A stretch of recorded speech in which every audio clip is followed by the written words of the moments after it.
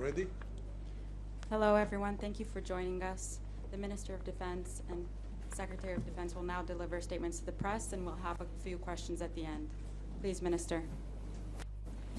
U.S. Secretary of Defense, General Lloyd Austin, when you said that you stand with Israel, you showed up. You stand here with us. Mr. Secretary, you have shown us what it means to be an ally, to be a friend, to be a brother. The Secretary and I have just left the war room. We sat where decisions are made on Israeli security, on our most sensitive interests. I briefed the Secretary on strategic developments in our region, and the Chief of Staff, together with the IDF leadership, shared our operations.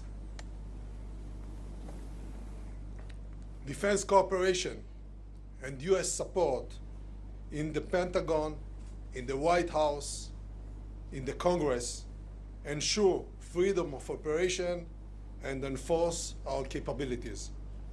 In fact, today, we will receive the second aircraft carrying essential munition to the IDF.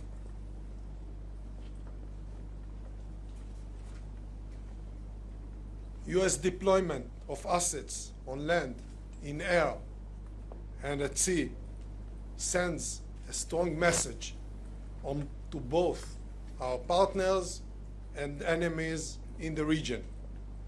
On behalf of Israel's defense establishment and on behalf of our citizens, Mr. Secretary, thank you very much. Let me remind you all, our audience, who is the enemy?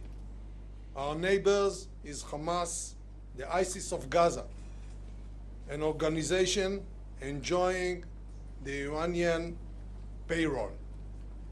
I cannot let the world forget the brutal attacks Hamas terrorists conduct against Israeli children, Israeli women, Israeli elderly, and entire families. Murder, rape, kidnapping, this is what we face in this war.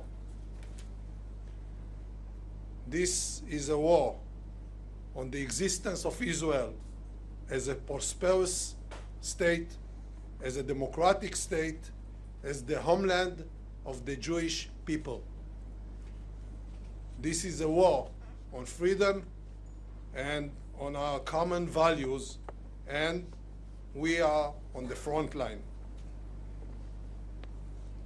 We will keep fighting, and we will win this war. We will prevail. With your permission, Mr. Secretary, I'll say a few words in Hebrew. מאז יום שבת, מדינת ישראל נמצאת במלחמה. אנחנו נלחמים על הבית, אנחנו נלחמים על העתיד שלנו. והפגישה שסיימנו עכשיו, ידידי מזכיר ההגנה אוסטין ואני, בבור הפיקוד, סיכמנו על שורה של מהלכים וסוגיות אסטרטגיות. אני בטוח כי גם ידידינו ברחבי העולם וגם אויבינו בכל הגזרות מבינים היטב את משמעות הברית הזו ואת משמעות הביקור הזה. מדינת ישראל היא מדינה חזקה, מדינה שבה מתקיים שילוב בין צבא עוצמתי לבין מערכת אזרחית עם חוסן לאומי בלתי רגיל.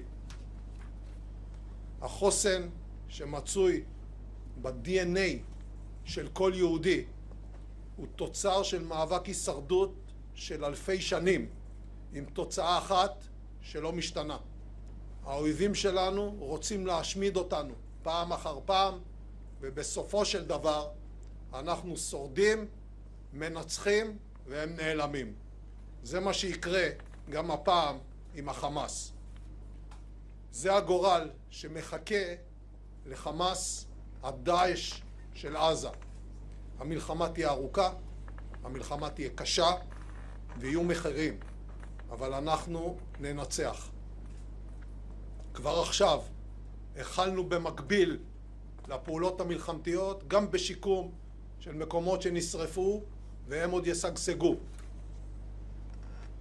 ידידי הגנרל אוסטין, חזרנו עכשיו מהערכת מצב בבור הפיקוד. חזית במו עיניך במראות הזוועה, ספגנו מכה קשה מאוד. אנחנו נתחקר ונפיק לקחים. נהיה חזקים יותר.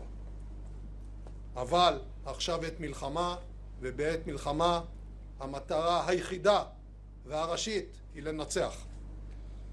בימים האחרונים התהפכה המגמה, ומי שתקף אותנו הפך להיות מותקף על ידינו. מקרבות ההירואיים בשטחנו, בהם היכו לוחמי צה"ל בסדיר ובמילואים, את מי שתכנן להגיע הרבה יותר רחוק מרצועת עזה, עברנו למתקפה על שטחי רצועת עזה. התוצאות יעבירו לעולם מהי נחישותנו, מהי עוצמתנו, וכיצד אנחנו מתמודדים עם מי שמנסה להרוג את ילדינו, את זקנינו ואת נשינו, ולצערי במקרה הזה גם הצליח. חברי מזכיר ההגנה אוסטין, יש לנו משימה משותפת, הדרך תהיה ארוכה, אבל בסופו של דבר אני מבטיח לך שאנחנו ננצח. במלחמה הזו אנחנו ננצח. Thank you, sir. Well, good afternoon, everyone. Yaov, we've been in close touch, but it's good to see you again in person. And it's good to be back in Israel, even during such terrible days. As the U.S. Secretary of Defense, I am here in person to make something crystal clear. America's support for Israel is ironclad. And I extend my deepest condolences to the Israeli people for those killed or wounded in this terrible slaughter by Hamas. I'm also here in solidarity with all the families still living the waking nightmare of not knowing the fate of their loved ones. And we will continue to coordinate closely with Israel to help secure the release of the innocent men, women, and children in the clutches of Hamas, including American citizens. Now, Israel is a small country, a place where everybody knows everybody.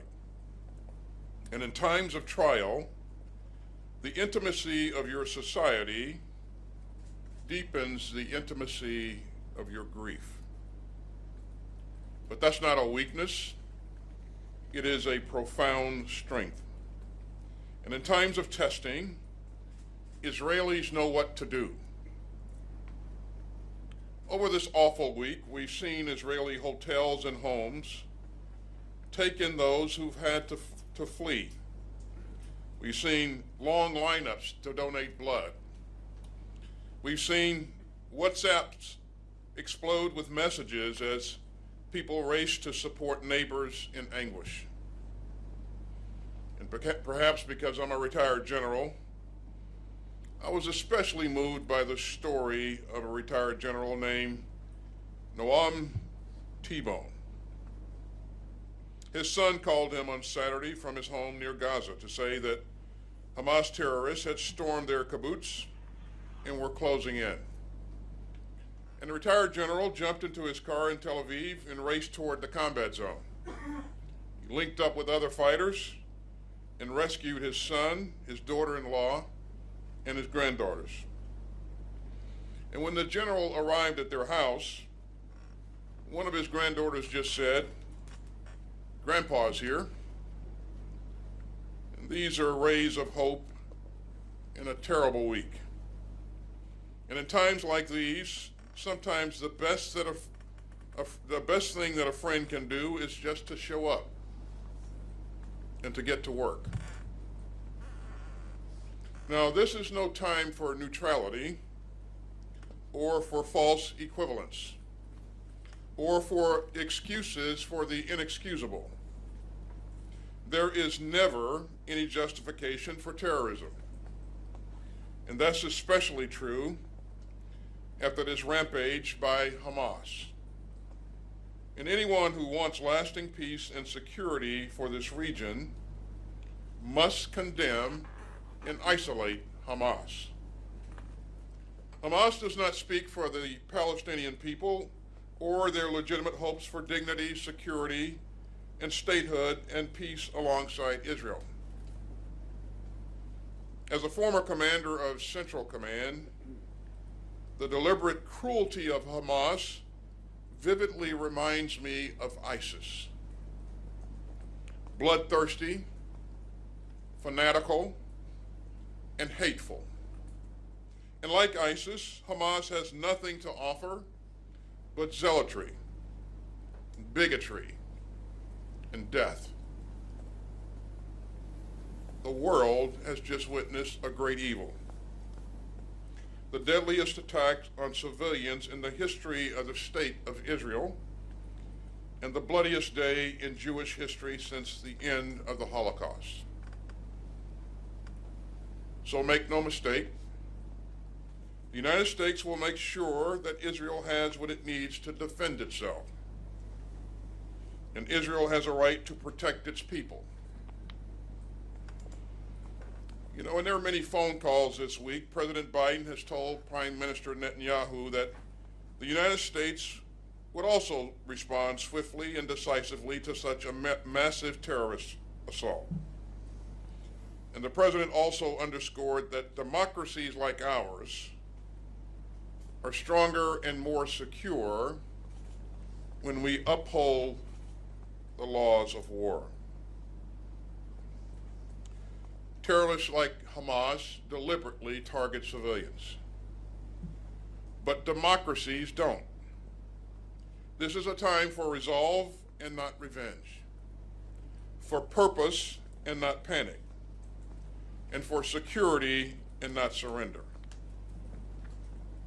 At President Biden's direction, we have moved urgently to respond to this crisis and to send a strong message of deterrence. The USS Gerald R. Ford Carrier Strike Group is now in the region, led by the largest aircraft carrier in the world.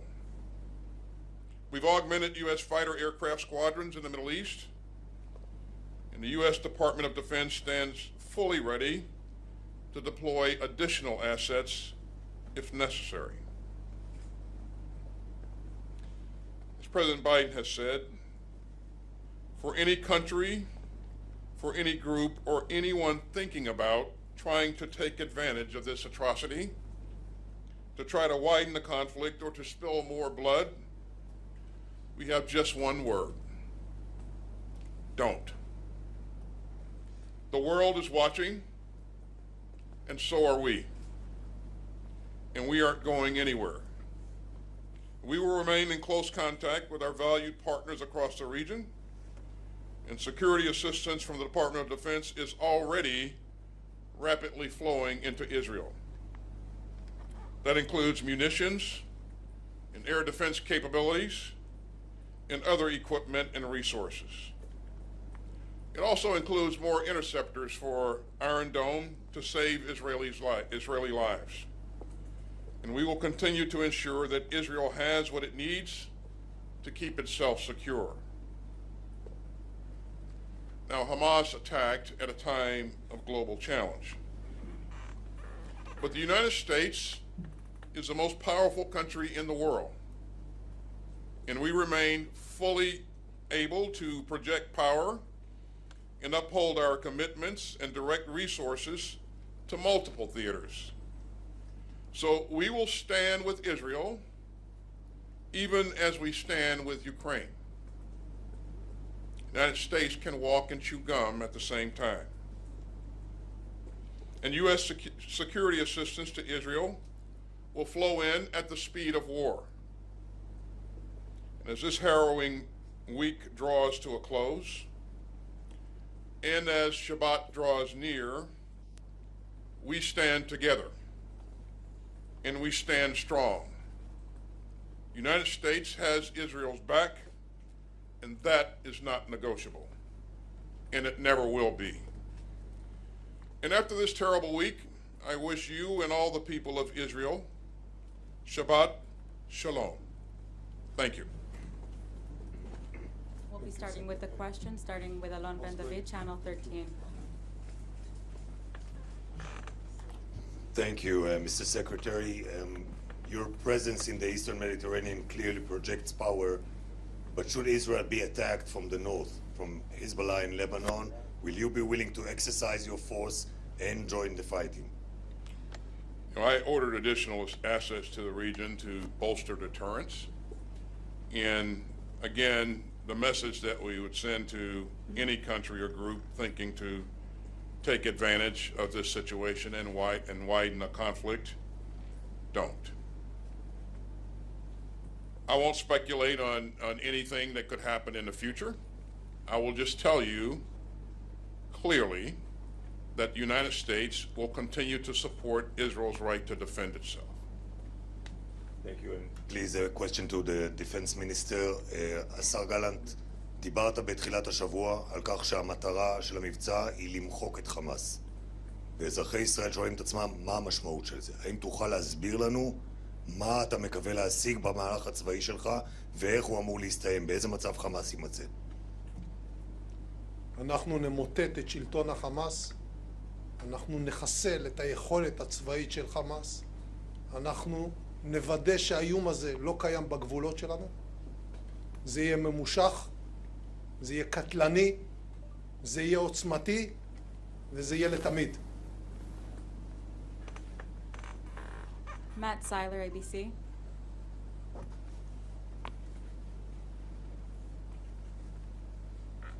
Thank you both for doing this. Secretary Austin, the U.S. administration has told Israel to avoid causing civilian casualties and to uphold what you called just now the laws of war. Given how Hamas fights, deliberately launching operations from dense civilian areas, how could Israel permanently end the terrorist threat posed by Hamas without inevitably risking many civilian lives? And as we watch the civilian death toll in Gaza rise while Israel conducts its counterattacks and perhaps a ground invasion, do you believe the moral culpability for those Palestinian deaths belongs to Israel, Hamas, or both? I'll leave it to Israel to talk about its potential plans and its approach to conducting operations. Matt, I'll just say again that Israel has a right to defend itself, and we will support Israel's right to defend itself. We will continue to flow in security assistance. And I've worked with Israeli forces over the years, over many years. As you know, I wore a uniform for 41 years. My experience in working with the Israeli forces is they are professional, they're disciplined, and they're focused on the right things. And so I expect that going forward, they will continue to exhibit that same degree of professionalism that we've seen in the past. But you know, Matt, we've seen this before. The international community fought ISIS, who was, in some cases was embedded deeply in built-up areas. And that international coalition fought valiantly and protected civilians and created corridors for humanitarian movement, even in the midst of a pretty significant fight. So again, this is a professional force. It is well led, and I have every expectation that it will be disciplined. Thank you. And for Minister Gallant, have you seen evidence that Iran was directly involved in planning or executing the recent attack on your country, or any signs that either Iran or its proxies are seeking to exploit the situation? And if you do come to see signs of an imminent attack on Israel, are you in favor of preemptive strikes? Iran, Hezbollah, and Hamas is one axis, an axis of evil. Everything is directed generally from Iran. The permission is given by Iran, the money is supplied by Iran, and the ideas are shaped in Iran. Therefore, it doesn't matter if they give or didn't give the permission, but the idea is an Iranian idea. As to the actions, future actions of IDF, I will stay confidential for good reasons. Thank you. Suleiman Masada. Mr. Secretary, thank you for this. House Foreign Affairs Chair Mike McCall said that we know that Egypt had warned Israel 3 days prior to that event, like something like this could happen. We don't know how we missed it. We don't know how Israel missed it. So can you tell us what really the U.S. knew before this attack? What I can tell you is that if we had known or if we know of a pending attack against an ally, we would clearly inform that ally. But what we're focused on now, Suleiman, is we're focused on making sure that Israel has what it needs to defend its sovereign territory and to protect its citizens. And the minister and I spent a good bit of time talking today about what those requirements are and what we need to do to urgently meet those needs. אדוני השר, תודה רבה. זו פעם ראשונה שדרג מדיני עולה לשאלות העיתונאים. אתמול שמענו את הרמטכ"ל גם לוקח אחריות ואומר אנחנו כשלנו בשמירה על ביטחון אזרחי ישראל. האם יש כן גם אזרחי ישראל שואלים את עצמם, האם כן יש איזושהי לקיחת אחריות מצד הדרג המדיני בעניין מה שקרה בדרום? אנחנו ספגנו התקפה קשה עם מחירים מאוד כבדים. יהיה זמן לתחקר את העניין הזה. בעת הזו, גם אני, גם המטה הכללי, הרמטכ"ל וכל לוחמי צה"ל, אנשי השב"כ, אנשי המוסד, משטרת ישראל, כולנו ממוקדים בהתאם להנחיות שנתתי בדבר אחד, לנצח ולהביס את חמאס כפי שפירטתי.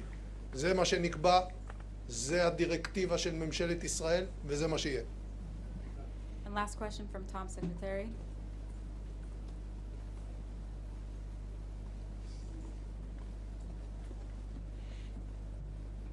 Thanks for doing this. Mr. Secretary, as you just stated, you were involved in the major effort to stop and eradicate ISIS. When you talk to the minister and others, and that experience courses through you, what kind of lessons learned do you feel or might be helpful in this case, especially dealing with that whole urban situation that you just referred to, the evacuation of civilians from Gaza, those kind of challenges? What kind of ideas and thoughts that you have that you can share, please? Well, thanks, Tom. I would tell you that encountering ISIS, I felt as if we were staring evil in the eye. It was truly evil. And what we've seen from Hamas, it takes that evil to another level. And so that's the first thing that we need to remember and consider. There are a number of things that we talked about today that there are some lessons learned that we'd be more than happy to share with our allies here in terms of operating effectively in dense urban terrain, creating safe humanitarian corridors, making sure that we're thoughtful about how we shape the battle, and making sure that our objectives are well defined, and so we'll continue to share the lessons that we've learned over the years, and of course, as the Israelis prosecute this fight, we will learn lessons from them, and so I think it's this great teamwork that has served us both well over the years, and we'll continue that. Mr. Minister, there's been some confusion over the 24-hour deadline that Israel announced for civilians in Gaza to move south, to evacuate and move south. There was a 24-hour deadline initially reported, and then there's been reports that Israel has modified that, have left it open. In other words, not sticking to 24 hours of a deadline. would you please clarify specifically, is there going to be a deadline? What can you tell us about the deadline? And what will Israel do, if anything, to help civilians move? Some of the people have said that's Hamas's problem. It's not our problem. Well, first of all, I would like to remind all of us what happened less than a week ago. 1,200 Israelis were brutally murdered, raped, burned alive. Kids were tied one to the other and shot at their hands. This is Hamas. This is the ISIS of Gaza. And as the secretary said, they took evil to another level. That's first issue. Second, Israel never and ever will not shoot civilians in purpose. Therefore, we are asking all the civilians in Gaza City to go south of Gaza. And the reason is that because we don't want to harm them.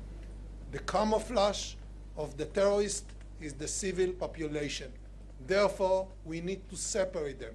So those who want to save their life, please go south. We are going to destroy Hamas infrastructures, Hamas headquarters, Hamas military establishment, and take this phenomena out of Gaza and out of the earth. They cannot live among human civilized people. But 24 hours, is that deadline still holding, the 24 hours? Thank you very much. We're done for today. Thank you.